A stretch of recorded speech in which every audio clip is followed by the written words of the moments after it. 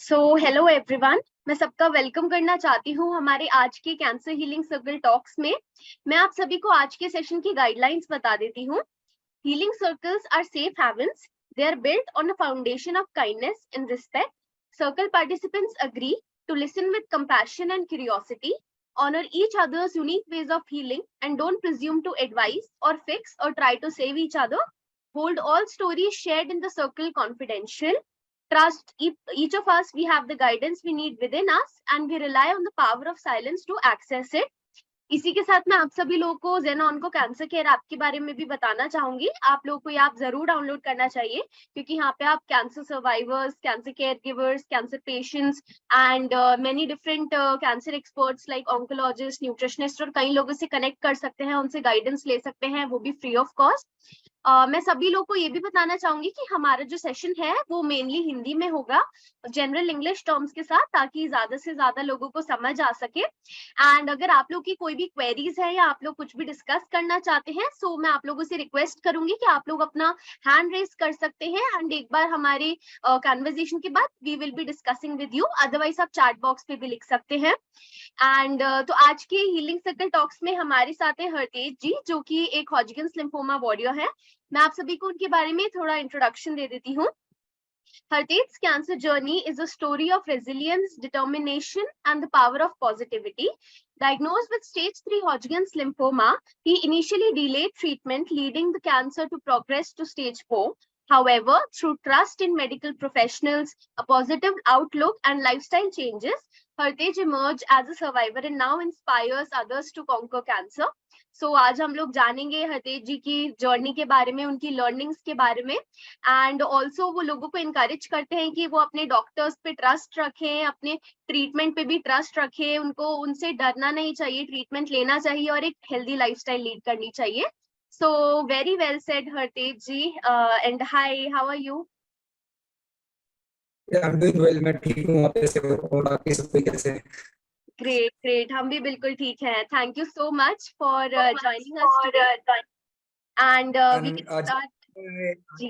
I'm actually not well. I have been diagnosed with chickenpox, so sorry for this color, but then as you can see that I have the like chickenpox all over my face. So I have been in isolation from past 2 days, and for next 14 days also I have to be here.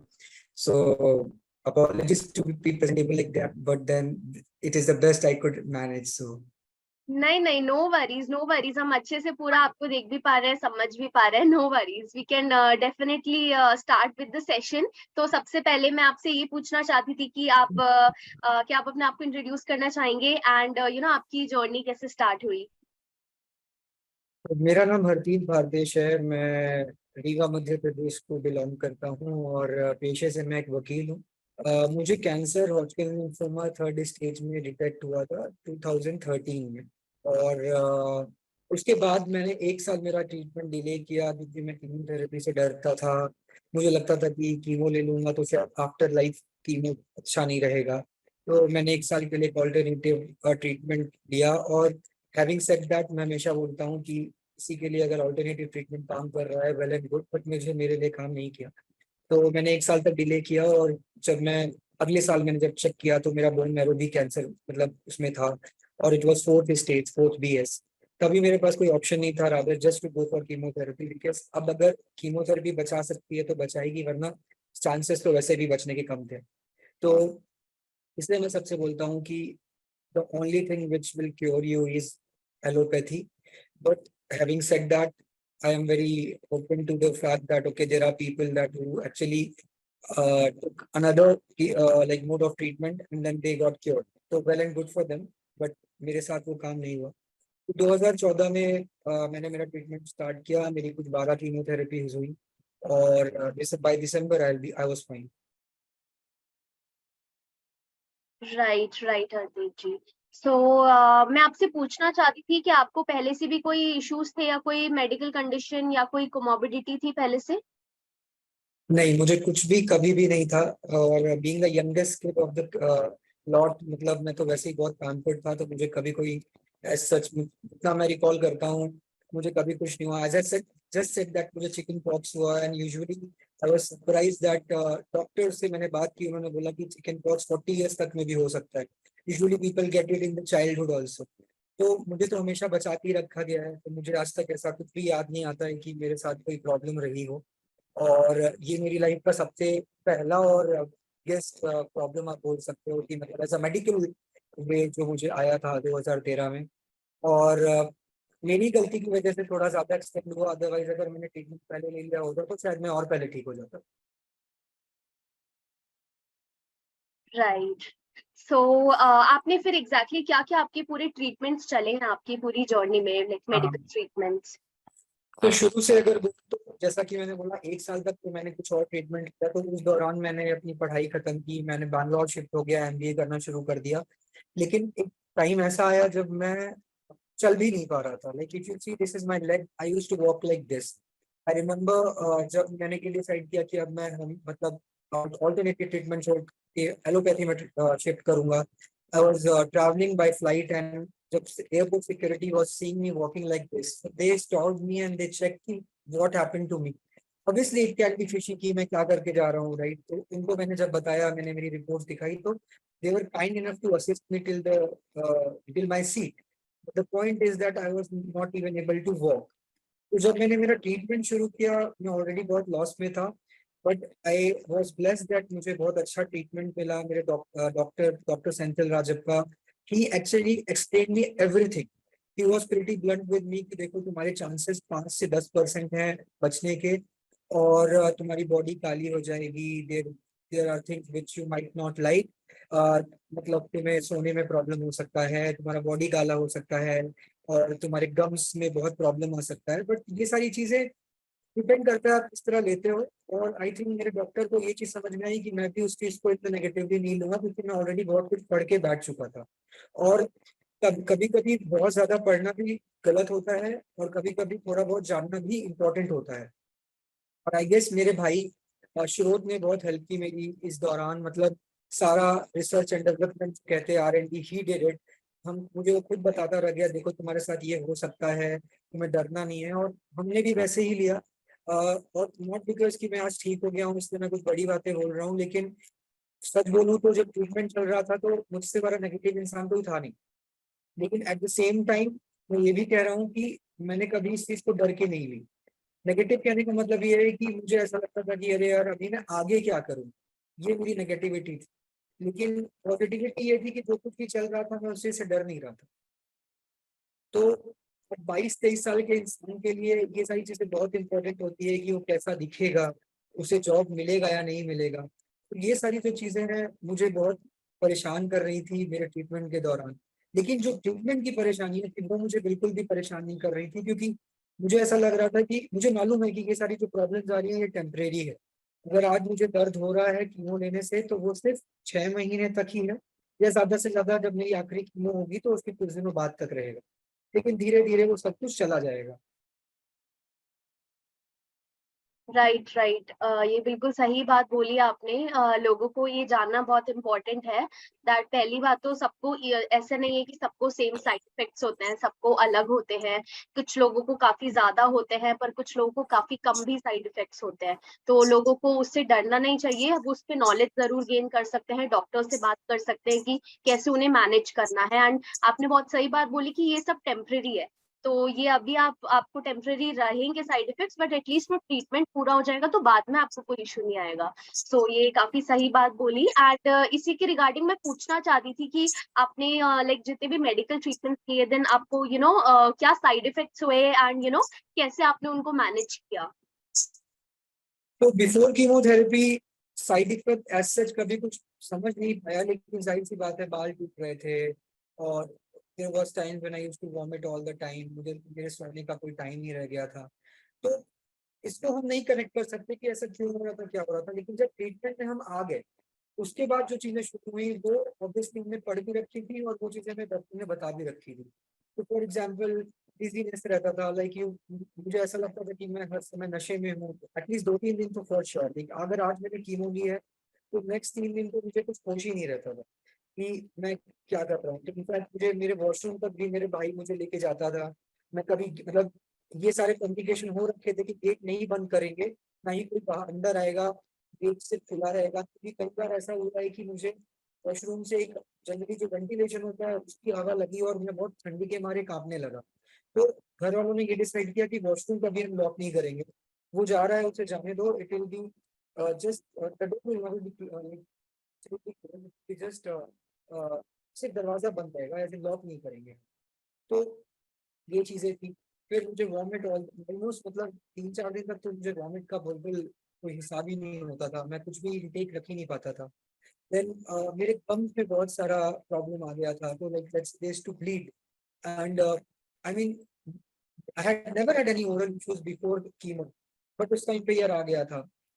फिर एक दो nails थे मेरे जो automatically अपने से ही पूरे उखड़ गए। तो कुल मिला के वो ये रहा है कि आपके सेल्स तो जो बुरे हैं वो तो खराब, मतलब उसको तो मार ही रहा है कीमो, लेकिन जो आपके अंदर के गुड सेल्स हैं वो भी जा रहे हैं। तो ये सारी चीजें मैंने पहले से समझ रखी थी, इसलिए मुझे कोई शौक नहीं हो रहा था कि अरे मुझे ऐसा क्यों हो रहा है। इनफैक्ट बहुत सारी चीजें ऐसी हैं जो मुझे नहीं हुई, जैसे कि doctor said that your face will go dark, you will absolutely go black. तो ऐसा कुछ भी नहीं हुआ मेरे साथ, मुझे थोड़े बहुत निशान आए मेरे स्काल्प में आए, लेकिन बाय द टाइम कीमो खत्म होता गया तो वो जाते गए। तो ये सारी चीजें होती थी शुरू के 3-4 दिन में। खाने के नाम पे मैं हर चीज खाता था। मुझे डॉक्टर ने कभी कुछ भी नहीं बोला कि मत खाओ, लेकिन जैसा कि सारे लोग गूगल करते हैं, और अगर कुछ करने में कोई नुकसान नहीं तो क्यों ना करें हम। तो मैंने अपनी तरफ से मिल्क प्रोडक्ट्स बंद कर दिए। मैं थोड़ा बहुत शुगर लेना थोड़ा बहुत किया, मैंने शुगर बिल्कुल ही बंद कर दिया। लेकिन दैट डजंट मीन दैट मेरा अंदर शुगर नहीं आ रहा था। मैं ड्राई फ्रूट्स के थ्रू शुगर ले रहा था, जो नेचुरल फ्रूट्स है उसके थ्रू शुगर ले रहा था। But I stop taking milk, artificial sugars and all. और फ्रूट्स लेता था, देयर वाज कीवी लेता था मैं, watermelon, pomegranate. But this has nothing to do with the treatment. Treatment मेरा जब शुरू हुआ, शुरू से लेके अंत तक वो चला है। This was just part of my treatment कि मैं ट्रीटमेंट में ये सब भी ले रहा हूँ, but it has nothing to do with that whether this will cure my cancer और not. Right right, very true. And जैसे कि आपने बताया दैट आपने थोड़े ये चेंजेस करे, तो ये एक्चुअल में हेल्प करते हैं। ऐसा नहीं है कि ये बिल्कुल ही क्योर कर देंगे या कुछ है, बट हाँ, definitely it helps in the long run. Right. And like I wanted to ask, like ऐसा होता है ना अक्सर ट्रीटमेंट के दौरान हम लोग लाइक हमेशा बोलते हैं दैट हाँ हम लोग पॉजिटिव रहेंगे, लेकिन हमें ऐसे कभी कभी टाइम आता है जब टेंशन हो जाती है बहुत, और काफी ज्यादा स्ट्रेस आ जाता है। तो ऐसे टाइम पे आपने कैसे अपना इमोशनल वेलबींग मेंटेन किया? नहीं कर पाया मैं तो। मेरा कोई वेलबींग, मैं इमोशनल वेलबींग बिल्कुल मेंटेन नहीं कर पाया। मुझे, जैसा मैंने बोला, मेरा ट्रीटमेंट ने मुझे बिल्कुल प्रॉब्लम नहीं दिया है, प्रॉब्लम दिया है मुझे मेरे थॉट्स ने, जो मैं अपार्ट फ्रॉम ट्रीटमेंट ले रहा था कुछ लोगों की वजह से। और हमारी लाइफ में ऐसे लोग होते हैं ना कि हमें लगता है कि हाँ we can count on them, and but जब प्रॉब्लम्स आती हैं तो दे बैक आउट। तो आई गेस यही एक दो चीजें थी जो एक्चुअली मुझे बहुत बॉदर की उस टाइम पे, और अगर मुझे वो बॉदर नहीं करती तो मेरा ट्रीटमेंट बहुत स्मूथली जाता। इसलिए मैं सबसे बोलता हूँ कि आप जब ट्रीटमेंट ले रहे हो तो बहुत ही लिमिटेड लोगों के कनेक्ट में रहो। सबको बताने की, not that you are hiding it कि तुम्हें कैंसर हो गया है, there are two different thing when I say कि सबको बताने की जरूरत नहीं है। सबको बता दिया तुम्हें कैंसर है, वो बात खत्म हो गई। लेकिन तुम्हें दो चार लोग होते हैं जिनसे यू एक्सपेक्ट कि अरे हाँ मुझे प्रॉब्लम है, तो they might show empathy, but you don't get that empathy, right. तो वो बहुत इम्पैक्ट करती है। नोबडी इज सीकिंग सिंपैथी के रहे तुम्हारे साथ कोई बैठ के रोए। इनफैक्ट मेरा खुद का भाई, अगर मुझे कोई प्रॉब्लम होती थी तो वो कभी रोता नहीं था मेरे सामने। In fact there are times when I remember he used to say that तो हम क्या करें, मतलब तुम्हें अगर दर्द हो रहा है तो हम क्या करें। Now I understand that where is coming from, it's not that वो इससे फर्क नहीं पड़ता है, लेकिन अगर पेशेंट के साथ केयर गिवर भी रोने लगेगा तो कोई चीज काम नहीं होने वाली है। तो ये ध्यान रखना है कि जिसको भी साथ है, मतलब अगर हमारे साथ कोई ट्रीटमेंट ले रहा है तो हमें उसको वीक नहीं होने देना है। अगर वो वीक है तो हमको खुद वीकनेस नहीं दिखानी है कि हाँ हम भी जोर पड़ रहे हैं। तो और अगर कोई इस दौरान आपको लेट डाउन कर रहा है तो यही बेस्ट टाइम है। तो इनफैक्ट वो पीछे हट रहे हैं, रादर आप पीछे हट जाओ, क्योंकि आप नहीं, अब आप ठीक भी हो गए तो they will actually apparently, and that's what happened with me. तो मेरे तीनों के बाद भी जब मैं ठीक हो गया तो मेरा जो आख आख के बाद का 1 साल था, it was very bad for me, because तब मैं कैंसर से तो सरवाइव कर चुका था, लेकिन जो उसके इम्पैक्ट जो सोसाइटी के थ्रू मुझे आ रहे थे, मुझे वो बहुत प्रॉब्लम कर रहा था। और आई गेस इसकी कोई दवा नहीं है। मतलब I went into depression also. और मैं चाह रहा हूँ कि लोग मुझसे बात करें, लेकिन अगर 22-23 साल के लड़के को तुम ये बोलोगे कि अरे तुम्हारा तो करियर ही खत्म हो गया है, और या फिर कुछ नहीं भी बोल रहे हो और तुम उससे अपना रिश्ता तोड़ रहे हो, कैसा भी रिश्ता हो, दोस्ती का या जैसा भी, तो फिर वो किस तरह उस चीज को डील करेगा। तो मेरा सिर्फ यही कहना है कि कुछ प्रॉब्लम होते हैं तो हमेशा एक चीज ध्यान रखना चाहिए कि कुछ प्रॉब्लम्स आपको खुद डील करने हैं। मतलब क्लोजेस्ट टू पीपल आपको छोड़ के जा सकते हैं, तो इसमें कोई चौंकने जैसा नहीं है। आप बस उन पे ध्यान रखो जो आपका ध्यान रख रहे हैं। और अगर यहाँ मैं सेल्फिश साउंड कर रहा हूँ तो वो भी मतलब I I have no issues in saying that, because apparently अगर मुझे कुछ हो जाता तो किसी को कोई फर्क नहीं पड़ता कि हर चीज कौन है। In fact that's the human nature, right? Even my family will forget after 10 years कि मतलब हमारा कोई बेटा था। So that's how it is. It's not that I'm saying that they don't love me. The point is that that is a human nature. तो किसी के लिए इतना कितनी दिन तक उसको याद करेगा। तो मेरा यही बोलना है कि थोड़ा सेल्फिश हो जाओ। अगर आपका ट्रीटमेंट चल रहा है, अपने पे ध्यान दो। आपके अपने जो है वो आपके साथ रहेंगे ही रहेंगे, इसका तो कोई सब्स्टिट्यूट है ही नहीं। तो बजाय इसके कि कौन आपको छोड़ के जा रहा है, आप उन पर ध्यान दो जो आप पर ध्यान दे रहे हैं। बिल्कुल, ये आपने बहुत सही बात बोली है। अक्सर ट्रीटमेंट के दौरान जैसे कई लोग होते हैं, जैसे कई लोगों को पता रहता है, फ्रेंड्स, रिलेटिव्स एंड नॉर्मल भी के कई लोग होते हैं, तो उन लोगों से थोड़ा दूर रहना चाहिए जो नेगेटिविटी ला रहे हैं आपकी, आप में नेगेटिविटी ला रहे हैं थोड़ा ऐसे। Hello, am I Audible?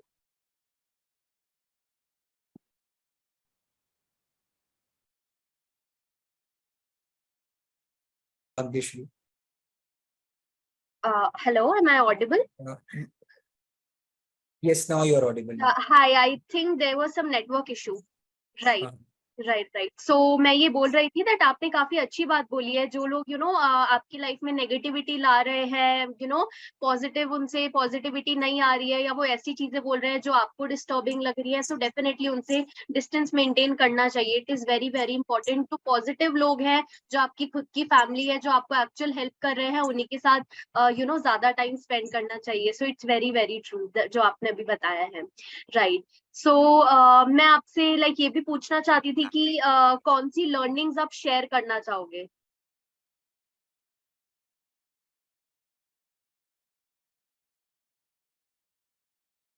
Hello Hartej ji, am I audible? Lost you.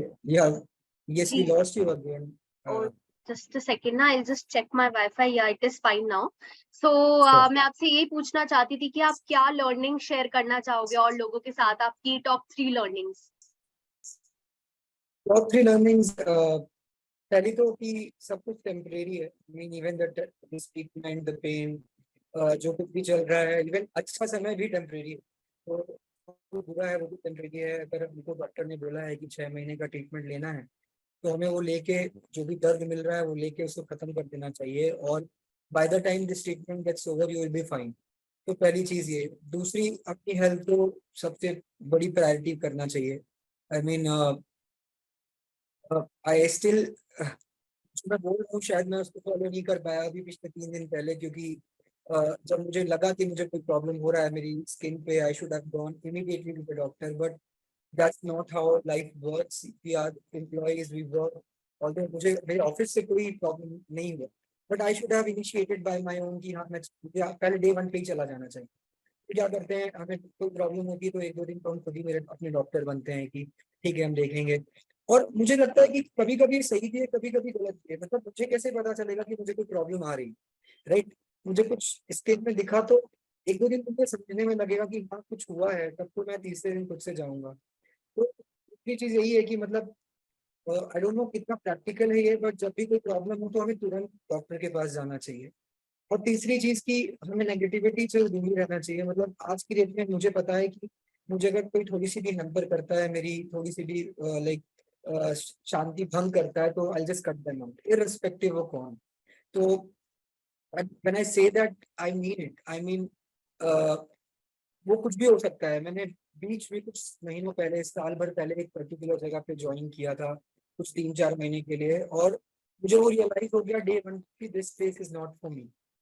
And even I have only one source of income. मैंने सोचा नहीं, मैंने तुरंत पेपर अपने डाउन कर दिए। I left the job, I was not having job for 6-7 months, and apparently जहाँ पे मैं अभी नौकरी कर रहा हूँ वो बहुत अच्छी जगह है। ये सारी चीजें बहुत इंपॉर्टेंट है आपके लिए, जितना ही ज्यादा इंपॉर्टेंट है to have a income so that you can run your life. At the same time आपको पीस भी बहुत इंपॉर्टेंट है, तो ये चीजें हमेशा ध्यान रखनी चाहिए। Right right. काफी इम्पोर्टेंट लर्निंग्स आपने बताई हैं। एंड सो मैं आपसे पूछना चाहती थी कि आप क्या मैसेज देना चाहोगे कैंसर पेशेंट्स को एंड कैंसर केयर गिवर्स को? पहले तो मैं केयर गिवर्स के बारे में बात करूंगा। पेशेंट्स तो सिर्फ ट्रीटमेंट लेते हैं, और मतलब केयर गिवर्स एक्चुअली ट्रीटमेंट भी लेते हैं और उनके आसपास जितना कुछ हो रहा है वो भी सहते हैं। तो I guess care givers are the real warriors which I think, इन उनको इतना सहना पड़ता है, डॉक्टर से कंसल्ट करना है, सोसाइटी को भी वही देख रहे हैं, आसपास वाले पूछते हैं उनसे कि अरे उसको क्या हो गया, देन आपको भी वही हैंडल कर रहे हैं, और वो खुद भी नहीं जानते हैं कि वो कौन सी बैटल लड़ रहे हैं, वो जीतेंगे भी या हारेंगे भी, राइट। तो वो बहुत इंपॉर्टेंट है। अगर आप एक कैंसर केयर गिवर हो तो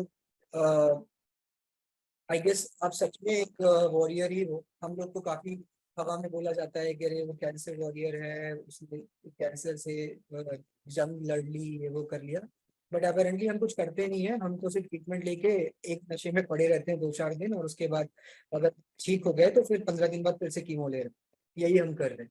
लेकिन जो असल में लड़ रहा है कैंसर से वो होती है फैमिली। तो मतलब my all respect to them.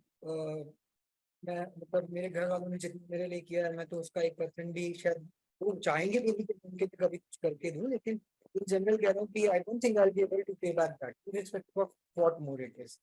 तो पहली चीज ये। दूसरा, कैंसर पेशेंट्स की बात करें तो मैं वही बार बार बोल रहा हूँ कि कैंसर के बाद जिंदगी है, अच्छी है बुरी है वो तो आपको ट्रीटमेंट के बाद ही पता चलेगा। तो जब तक ट्रीटमेंट खत्म नहीं हो जाता है तो क्यों होते हैं डिसाइड कर, कौन होते हैं डिसाइड करने वाले कि भाई हमारी लाइफ खत्म हो गई है या कैंसर के बाद हम अच्छा नहीं कर पाएंगे। Having said that, obviously there is a difference when you have to make a life for yourself post treatment. See, common people तो सिर्फ ट्रीटमेंट नहीं लेना, ट्रीटमेंट के बाद उसको बहुत सारी चीजों से डील करना है, उसको सोसाइटी से डील करना है, उसको अपने लिए एक रास्ता तैयार करना है जिससे वो अपना जीवन चला सके, राइट। अगर मैं कोई सेलिब्रिटी हूँ तो मेरे लिए वो चीजें नहीं रह जाती, right. With all due respect to them, I have nothing against them, but I'm just comparing two lives here who are fighting the same issue, that is cancer, or let's say something which is respect to health. तो अगर कोई celebrity को cancer होता है तो society celebrate करती है उस बात को कि देखो इसको हुआ है, ये लड़ रहा है, is very vocal about it, right. वही अगर हम जैसे कॉमन लोगों को होता है तो हमें बहुत कुछ सुनना पड़ता है कि जैसे मैं 22 साल का था तो मुझे बोलते थे तुम अपनी उम्र से ज्यादा बूढ़े लग रहे हो, फिर अरे अब तुम्हारे करियर को क्या हो गया, ये वो 50 चीजें, राइट। तो ये डिफरेंस देखो है, और आई डोंट थिंक ये कभी जाएगा, ठीक है। तो अब आप नॉट यू बट ये हमें अपने से डिसाइड करना है कि हम क्या चाहते हैं। या तो हम कैंसर के टाइम ही गिव अप कर दें और ट्रीटमेंट खत्म होने से पहले ही मतलब हमने बोल दिया कि हम बचेंगे नहीं तो हम मर जाते हैं, या फिर हम ट्रीटमेंट खत्म कर लेते हैं, फिर उसके बाद हम ये देखते हैं कि हमारे पास क्या बचा है, ठीक है, और उस बचे में हम कितना अच्छा कर सकते हैं। मैं पेशे से लॉयर था, मैंने ये देखा कि देखो मैं कोर्ट में तो प्रैक्टिस नहीं कर सकता, ऐसा नहीं कि हर कोई नहीं कर सकता, मुझे ऐसा लगा मैं नहीं कर सकता, मैं बार बार वर्क करके इधर उधर नहीं जा सकता, मुझे ऐसा लगा कि I will like to have a desk job, ये मेरे लिए मैंने सही सोचा। किसी और के लिए शायद जो मैंने ऑप्शन छोड़ दिया वो अच्छा हो। तो बच्चे से अपना देखना है कि हम कितना अच्छा कर सकते हैं, और अपेरेंटली मुझे ठीक ठाक नौकरी मिल गई, मैं अपना तो लाइफ चला ही सकता था, इतना मुझे जॉब मिली। और मैं बार बार ये बोलता हूँ कि हमें एक प्लान भी रखना पड़ेगा, लेकिन प्लान भी आप तभी रख पाओगे जब आप उस पर्टिकुलर प्रोसेस को खत्म करोगे, अदरवाइज आपको पता ही नहीं रहेगा क्या क्या कर सकते हो क्या नहीं। तो मैंने ट्रीटमेंट के बारे में दो चीजें तो तय करी, एक फिटनेस की कुछ भी हो गया,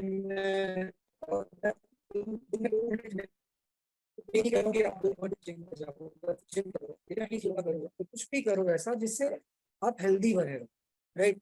now having said all this thing, there is no guarantee कि आपको बीमारी नहीं है, राइट? बीमारियां आती रहती हैं। मेरे को अभी सेकेंड वेव की कोविड में ऐसा कोविड आया था कि मतलब I had to call ambulance to pick me up. I was at my home town. तो ऐसी कोई चीज नहीं है ना मुझे नहीं हो रही है, मुझे वो हर कोई चीज हो रही है और मैं उस चीज पर करके बैठूं कि अरे मुझे क्यों हो गया। Second wave was the worst thing. In fact, I called my brother saying that I don't owe anyone any money. ठीक है, और ये मेरा अकाउंट नंबर है। That's what I told him because I realized that I'm not मेरा जो impact हुआ था कोविड की सेकेंड वेव में, that was too bad. लेकिन मेरी किस्मत ये थी कि मेरे को एम्बुलेंस को लेके गई हॉस्पिटल, लेकिन मुझे वहां पे बेड नहीं मिला। मैं रात को 2 घंटे तक रात को 2 बजे तक मैं पर सोया रहा और currently I came back home. सोलह शहर का घर पहुंच आया और मेरे किस्मत बोलो जो बोलो, बट मैं घर आ गया और अपेरेंटली मैं ठीक भी हो गया। तो चीजें खराब हो रही हैं, बना रहा ऑफिस से होता है। अभी I was so doing gym and for past 4 days मैं कुछ मतलब ऑर्डर करके खाना खा रहा हूँ ऑनलाइन, मैं जिम नहीं जा पा रहा हूँ और अभी मेरा इम्यूनिटी ऑलमोस्ट जीरो ही हो गया और it will take me another 2 months to get back to the normal thing, right? तो सबकी लाइफ में प्रॉब्लम है, ऐसा नहीं है कि सिर्फ सब लोग कोशिश करते हैं कि अच्छा अच्छा बताएं अपने बारे में, क्योंकि उससे ही शायद थोड़े से अपलॉज आते हैं और यही सारी चीजें। लेकिन ऐसा कुछ नहीं है, सब कोई अपनी प्रॉब्लम नहीं शेयर करते और प्रॉब्लम तभी शेयर करते हैं जब वो उसको ओवरकम कर लेते हैं। लेकिन जब क्योंकि अगर मैं अभी अपनी प्रॉब्लम शेयर करूंगा तो पीपल विल से कि यार ये तो रो रहा है, right? But the point is that nobody is trying to cry or seek sympathy. Rather, मुझे ऐसा लगता है कि क्योंकि आप भी कैंसर की फील्ड में हो और अगर हम अभी कम्युनिकेट कर रहे हैं तो शायद आप उससे को रिलेट करो और शायद एक दो बातें शायद ऐसा बोल दो जिससे मुझे confidence boost. That is the maximum the other person wants. और आई थिंक ये सारी चीजें चलती रहेंगी, ट्रीटमेंट और after effects, but the point is that you have to hang on to yourself और इस तरह से ही आप अपने आप को ठीक कर सकते हो। Right, very true. बहुत ज्यादा अच्छा मैसेज आपने दिया है कैंसर पेशेंट्स को, कैंसर केयर गिवर्स को। एंड जो आपने स्पेसिफिक पॉइंट हाईलाइट किया कि कैंसर केयर गिवर्स का कितना बड़ा रोल होता है एक कैंसर पेशेंट की लाइफ में, तो बहुत ज्यादा अच्छा पॉइंट था। बिकॉज वो लोग भी इतना ज्यादा इतना ज्यादा काम करते हैं, सब कुछ चीजें संभालते हैं, पेशेंट को भी, देन घर को भी, सारा मेडिकली। सो काफी ज्यादा इम्पोर्टेंट है उनका उनके जो एफर्ट्स हैं उनको प्रेज करना। So very well said and very good message जो आपने सबको दिया है। रियली ग्रेटफुल दैट आपसे इतनी ज्यादा चीजें सीखने को मिली हैं, आपकी जर्नी के बारे में सीखने को मिला। एंड आपने जो लर्निंग शेयर करी, एक्सपीरियंसेस शेयर करे, truly wonderful. And we are very proud of you that आप you are truly a warrior. So thank you so much for sharing. And इसी के साथ मैं और लोगों को भी बोलना चाहूंगी, अगर कोई लोग कुछ डिस्कस करना चाहते हैं या किसी की कोई क्वेश्चन है तो वो अपना हैंड रेज कर सकते हैं। अदरवाइज चैट बॉक्स में भी अपना क्वेश्चन या जो भी डिस्कस करना चाहते हैं वो चैट बॉक्स में भी लिख सकते हैं। एंड दीपक जी डिस्कस करना चाहते हैं, तो दीपक जी मैं आपको अनम्यूट कर रही हूँ।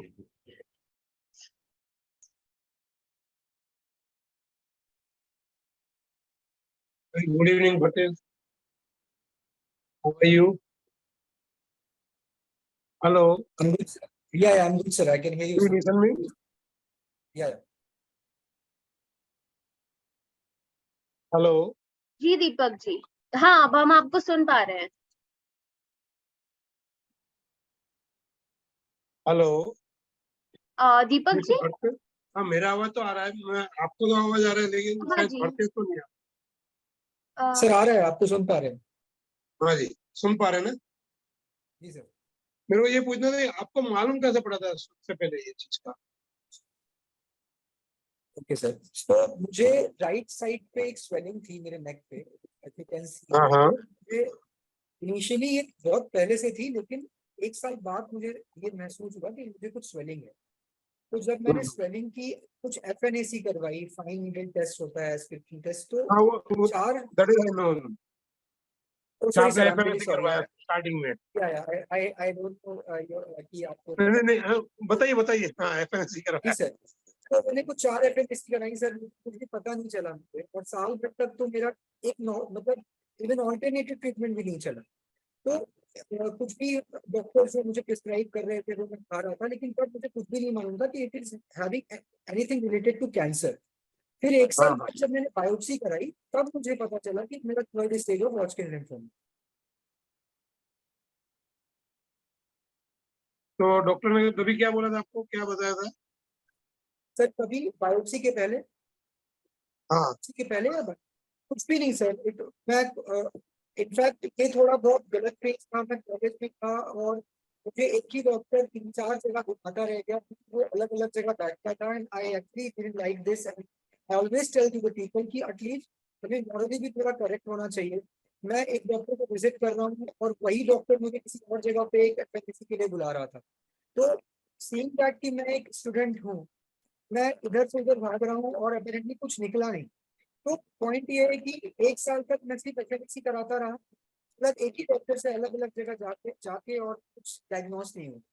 फिर मुझे मेरे यानी भाई ने आपने जब सेकंड ओपिनियन लेने दूसरे डॉक्टर के पास नहीं गए आप? सर एक कॉलेज स्टूडेंट डॉक्टर के पास चला जाता है, वही बहुत बड़ी बात है। मुझे तो हम्म। मतलब कॉलेज टाइम पे अगर मेरा भाई नहीं होता, अगर मैं हैदराबाद विजिट नहीं किया होता, तो हो सकता है मेरे फिर मुझे पता भी नहीं चलता कि मुझे कुछ ऐसा बड़ा चीज प्रॉब्लम है भी। मेरे भाई ने मुझे सेकेंड ओपिनियन, थर्ड ओपिनियन सारे बैक टू बैक दिलाए, एंड फिर बिना टाइम डिले किए हमने बायोप्सी कराई। लेकिन मेरा कहना यही है कि अगर मुझको कुछ बोल रहा है कि नहीं तुम्हें कोई प्रॉब्लम नहीं है, जस्ट स्वेटिंग, तो मैं तो वही समझ के चलूंगा, फिर भले उसमें 5-6 महीने लग जाए।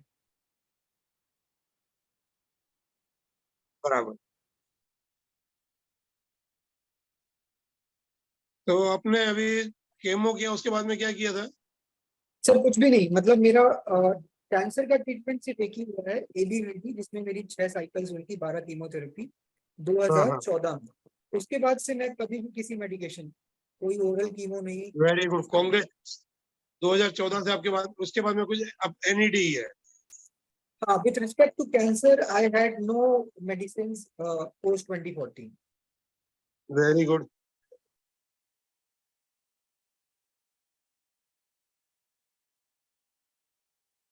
और क्या बताएंगे इसके बारे में आप आगे का? सर दूसरे आप को तो क्या बताएंगे कि इसके बारे में जो आपको ये प्रॉब्लम हुआ है उसके बारे में आप क्या बता सकते हैं?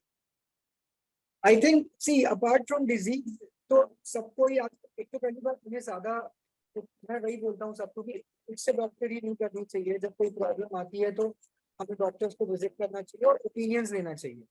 मैक्सिमम आप 2-3 ओपिनियंस जाओ, अगर आपको सेम चीजें मिलने लगी तो समझाओ कि हाँ आपका डायग्नोसिस आ गया है, ठीक है।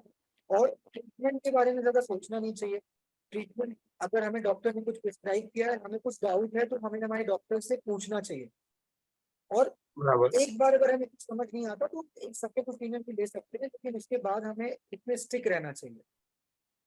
क्योंकि जैसे मेरे केस में 10th कीमो के बाद I was losing everything, like मुझे सांस लेने में प्रॉब्लम हो रही है, मुझे बिल्कुल ऐसा हो गया कि आई कुडंट इवन ब्रीथ।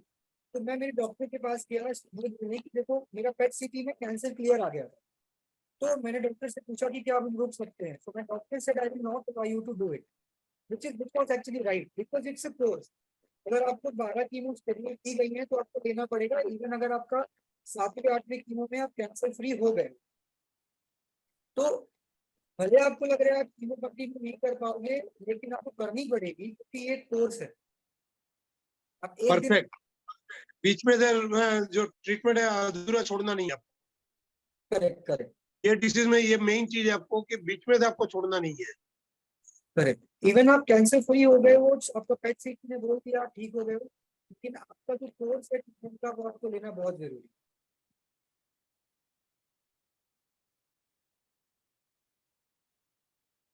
और आपने जो आपके भाई के बारे में बताया, देखिए घर पे तो सब अपने जो केयर गिवर है वो रहते ही है। मेन चीज अपने आजू बाजू में पॉजिटिव ही रहना चाहिए बस सब। बिल्कुल सर बिल्कुल। मैं भी केयर गिवर हूँ, इसलिए मेरे को मालूम है कि क्या हालत होती है। तो हाँ सर, केयर गिवर को तो एज आई सेड कि वो तो मतलब तकलीफें बोल भी नहीं सकता है, क्योंकि हमको तो फिर भी मेडिसिन से शायद ठीक कर दिया जाएगा कुछ अगर प्रॉब्लम है तो। उसको तो कुछ प्रॉब्लम्स आ रही है, मेडिसिन कांट क्योर आल्सो, क्योंकि वो केयर गिवर को तो सिचुएशन दौड़ना ही है कंटिन्यूसली, आपको तो रेस्ट भी मिलेगा।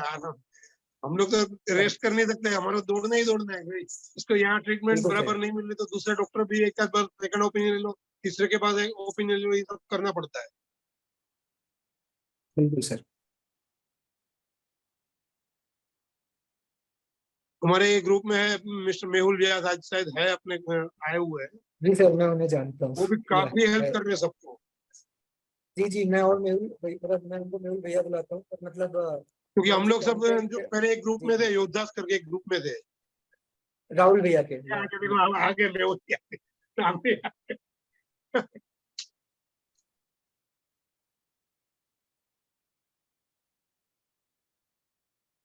आशा जी, मेहुल जी को भी जरा अनम्यूट कर दीजिए। बिल्कुल बिल्कुल, मैं अभी वही बोलने वाली थी। हेलो मेहुल जी, कैसे हो आप?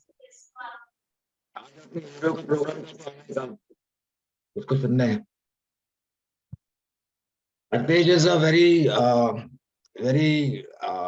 very nice person, and he's like my younger brother.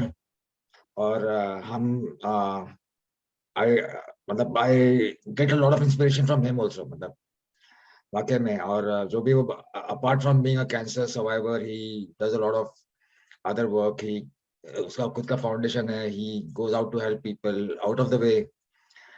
And मेरा प्लान है कि एक बार मैं जब भी इंडिया आऊँ तो उसके साथ बाइक पे एक चक्कर मारूं कहीं तो भी ट्रिप पे। बिल्कुल सर, बिल्कुल। क्योंकि मैं उसके फोटोज देखते रहता हूँ, मुझे बड़ी जलन होती है, यहाँ पे बाइक चलाने मिलता नहीं है। तो बस ये प्लान है, और हम करेंगे एक बार, है ना हर्षित? डेफिनेटली सर, अभी तो डेफिनेटली। इंडिया आके के मिले नहीं हम लोग, लेकिन नहीं मिल पाए। हाँ, इस बार मिल नहीं Yeah, पाया but in fact, लेकिन when he came, he actually brought things for me. मुझे कुछ चीज जरूरत थी तो मेहुल भैया ने लेकर आए मेरे लिए। तो मतलब मैं उनसे कांस्टेंट कनेक्ट में रहता हूँ, ऐसा नहीं है कि सिर्फ कैंसर ही हमारा एक टॉपिक है। हम लोग आपस में बकवास भी करते रहते हैं, फेसबुक में, हाँ व्हाट्सएप पे जब भी मिलते हैं तो हम बात करते रहते हैं। हम पर्सनली बिल्कुल। आपस में नहीं मिले हैं, बट हम वर्चुअली हमेशा से कनेक्टेड नहीं नहीं, और मैं उसकी टांग भी खींचते रहता हूँ हर एक फोटो पे वगैरह, कुछ ना कुछ मेरे हैं। कमेंट होते रहते हैं। और even I would like to tell you people कि हर्षित का नेटवर्क इतना अच्छा है कि अगर मेरे पास कोई पूछने आता है कि ब्लड चाहिए वगैरह, so I reach out to him, या उसका नंबर शेयर करता हूँ बेझिझक ही। उसको पूछना नहीं पड़ता कि can I share your number. So उसके कॉन्टैक्ट्स इतने अच्छे, फटाफट करके अरेंज करके, तब भले दिन में 12 बजे, रात को 12 बजे, जो भी टाइम है, अपना काम छोड़ के वो मतलब मुझे हमेशा अच्छा फीडबैक ही मिला है। सो kudos to Harpreet. There should be more people like you. Thank you भैया। आई गेस हाँ, हम इस टॉपिक में बात करना भूल गए, जो है एक ब्लड रिक्वायरमेंट का topic, which is very important. In fact जब मुझे वो लग रहा था तो मुझे ब्लड का बहुत इशू था, एज इन की मेरा काउंट जो है कम हो रहा है। तो एक दो बार ऐसा हुआ है कि मेरा कीमो डिले किया गया बिकॉज मेरा काउंट सही नहीं है। तो फिर इनिशियली मुझे या तो बूस्टर्स दिए जाते थे शुरू के 3 दिन में, सो दैट मैं मेरा कीमो ले सकूं। तो प्रॉब्लम यहाँ ये है अवेलेबिलिटी। लोगों के पास शायद, कई लोग हैं जिनके पास पैसे भी नहीं है, और कई लोग हैं जो अफोर्ड कर सकते हैं बट उनको अवेलेबिलिटी नहीं है। तो आई will not say that I went lucky that हमारे पास पैसे थे और हमारे पास अवेलेबिलिटी नहीं थी, बट यही सिचुएशन था कि कभी कभी 2-3 हज़ार रुपए भी नहीं होते लोगों के। और वही समझना है हमको कि पैसे तो फिर भी देने को तैयार है, बट अवेलेबिलिटी कहाँ है।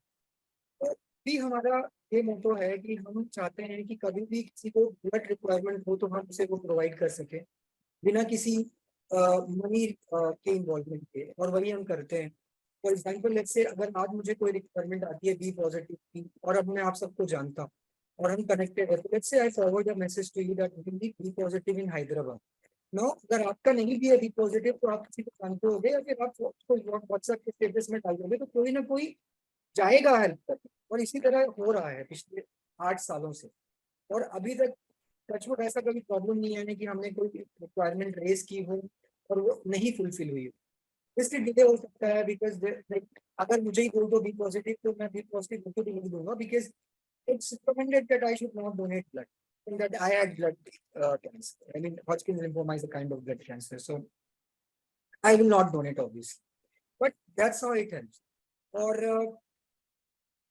ये नेटवर्क जो है कॉमन लोगों का है, मैं किसी को नहीं जानता हूँ।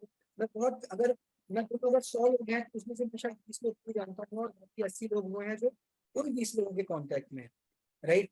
तो that's how this blood requirement thing works.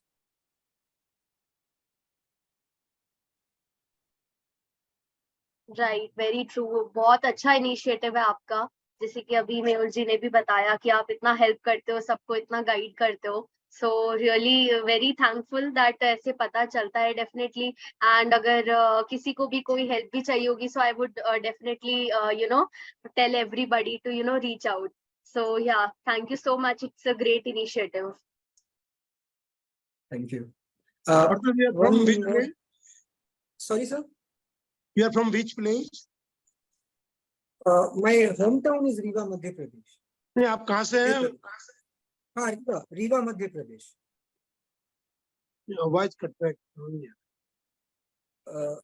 It's an MP, Madhya Pradesh के एक शहर है रीवा। ओके, मध्य प्रदेश से हैं आप, मध्य प्रदेश से। हाँ, मेरे रीवा भाई से। जब मेरे को कभी जरूरत पड़ी तो मैं आपसे कांटेक्ट करूंगा वहाँ के लिए। बिल्कुल सर, बिल्कुल। एक और एस्पेक्ट है, आई थिंक हम उसे करते हैं, which is the love life and the like being a husband to the cancer patient or being the wife to the cancer patient. I guess ये भी एक ऐसा एस्पेक्ट है जो मतलब फेस कर रहे हैं, और मैं इस बारे में इसलिए भी बोल रहा हूँ क्योंकि वही एक प्रॉब्लम था जो मुझे ट्रीटमेंट के टाइम आया है। तो मैं बोल रहा हूँ कि मतलब फिर आप आई थिंक हरतेज जी की साइड कोई नेटवर्क इशू आया है। We just wait for him to reconnect once. या मैं तब तक एक बार सब लोगों को बता रही हूँ दैट मैंने चैट बॉक्स में हमारा contact number and genome cancer care app download की लिंक शेयर करी है। सो इन केस आपको कैंसर रिलेटेड कोई भी हेल्प चाहिए, so you can always reach out to us on the number as well as the app. Hello Hartej ji. Yeah, can you hear me now? Yeah, we can hear you now. Yeah, sorry, I lost the current, so I'm joining from the phone now. Right, ये आवाज हरतेज भी clear है हो गया, अभी आवाज भी clear है। जी। अच्छा, okay, then it's good. Right Hartej ji, आप कुछ अभी कुछ बता रहे थे आप। जी, मैं ये बोलना चाह रहा था कि मतलब हमारे ट्रीटमेंट के टाइम पे कई बार ऐसा भी होता है कि हमारे बेटर हाफ ही हमें सपोर्ट नहीं कर पाते हैं, and I know many stories like that. मेरी स्टोरी अगर मैं अपनी बात करूं तो उसको एक सेकंड के लिए किनारे भी कर दूं तो मैं ऐसे बहुत लोगों को जानता हूं जिनके अगर कोई हस्बैंड कैंसर पेशेंट है तो उनकी वाइफ सपोर्ट नहीं कर रही है, कोई वाइफ कैंसर पेशेंट है तो उनके हस्बैंड सपोर्ट नहीं कर रहे हैं। But having said that, I know many people जिसमें इसका अपोजिट भी हुआ है। आप मेहुल भैया को देख लो, उनकी वाइफ कितना सपोर्टिव है, राइट? यस, तो मतलब हमें हर किस्म के लोग मिलेंगे, लेकिन बात वही है कि ऐसी भी चीजें हैं जो इम्पैक्ट करती हैं आपको ट्रीटमेंट पे। और इस वजह से मैं इस बारे में बात करना चाह रहा था कि कभी भी कोशिश करनी चाहिए हमें कि अगर कोई हमारे साथ का प्रॉब्लम में है तो हम उन्हें इस तरह बीच रास्ते में नहीं छोड़ें। वो शायद दवा की वजह से इस प्रॉब्लम में है, he is not 100%, I don't know what the exact problem is at that particular time, but वो किसी के साथ भी हो सकता है। तो मेरा बस यही बोलना है। और इनफैक्ट इस कैंसर की वजह से ही मुझे मैं जिनके साथ हूँ आज की डेट पे, वो खुद एक कैंसर सर्वाइवर है, she is a doctor. And in fact मैंने तो ये डिसाइड कर लिया था कि I will never get myself into any kind of situation where I have to be like dependent on anyone. Let's say when you are with someone, आपको उनसे expectations हो जाते हैं, irrespective आप कितने भी capable हो। लेकिन जब ये सारी चीजें हुई तो मैंने तो मतलब डिसाइड कर लिया था कि जो भी है मुझे कैंसर के लिए करना है मैं करूंगा, लेकिन I will not go further beyond that कि I will have a relationship और I will get married to someone. तो हम हमारे बैड एक्सपीरियंसेस हमको ऐसा मजबूर कर देते हैं ऐसा सोचने के लिए। तो मैं सबसे यही बोलना चाहूंगा कि be open two things. Just because आपके साथ एक बार बुरा हो गया या 2 बार बुरा हो गया, जरूरी नहीं कि वो होता रहेगा। और I'm very thankful to Dr. Samrakshini. Today is Doctor's Day as well. She is part of the panel right now, and I mean, I don't. She's not very vocal like me. मतलब मैं तो कुछ भी बोल देता हूँ, मैं इतना सोचता नहीं हूँ सोसाइटी में, लेकिन वो बहुत ही सोच समझ के बोलने वालों में से हैं। तो अगर वो कुछ बीच में अपनी तरफ से ऐड करना चाहे तो it will be great, because not only she is a survivor but she is a doctor also, and herself has been a caregiver also and obviously a cancer patient also, because उनके घर में history है cancer की। तो यहाँ पे तीनों expect clear हो जाएंगे एक ही इंसान से, care giver and survivor as well as a doctor. So Sanrakshani, if you can speak something. Right, बिल्कुल। डॉक्टर संरक्षणी, मैंने आपको अनम्यूट किया है। Yeah. So hi everyone, it's been a great talk. Happy मैं सुन Doctors रही Day. थी सब। Thank you. Hi, You can nice blush to So- later. You can blush later and you can talk right now. अरे ऐसा नहीं है, but suddenly I didn't expect that you people will ask me to talk. But then obviously, like the role of a caregiver is, very high, because I have seen my family. First, my sister was diagnosed with breast cancer, and then 1.5 year to 2 years later, I was diagnosed with breast cancer, and now my father is also suffering. So it's a familial cancer, and then there are things which we can't avoid. But then my mother and my brother were like pillars to all of us, and they have been dealing with this cancer since last 3 months. It's not easy for them to give care to 3 cancer patients in 3 years. Yeah, that is why I respect them the most. So whoever is a cancer caregiver, they'll undergo through a lot of trauma, and then every care is towards the patient, but caregiver is also to be taken care of. That is what I think. And then I have been missing some of your conversations because I'm in my OPD. And what else did you ask me to talk about?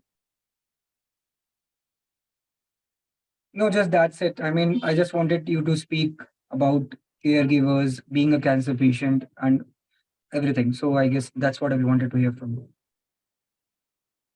Right. Thank you. Right, thank you so much doctor Sanrakshani, इतना अच्छे से सबको बताने के लिए care givers के बारे में। And I wish you the best of health and lots of love. Yeah thank you so much. And Mehul ji भी कुछ बात करना चाहते हैं। मेहुल जी, मैं आपको अनम्यूट कर रही हूँ। Thank you. Happy Doctors Day, Dr. Samrakshini. I am one of the people who are very grateful to all the doctors here in the world who, because of whom I am alive, and many are. So, and I wish you both. I wanted to talk about you, but I was not sure how comfortable Hartej would be, so I kept quiet. But abhi usne bola, so I'm very happy for you both. When I see you both together, I am so मतलब फूल जाता हूँ मैं खुशी से. And apart from this, like Hartej said, that I have been seeing couples some being the families being broken off because of this disease, or people not able to find partners. So just to let you all know that we are starting an initiative for we as a Cancer Survivors of India group, Hartej knows it, for meet and greet for cancer survivors. And very soon we will publish a flyer for that. So and it will be like handled by the cancer survivors only. So so just want to let you know that if once the flyer comes up, maybe July, August, we would be holding the virtual meet and greet for cancer patients. So if anyone is interested, keep a lookout for that. I will definitely share it with Hartej and all the people who I know. And we hope to get this taboo out. We all should talk on it. Not talking does not help. So hopefully, yeah, let's get more people together and make more families happy. Thank you.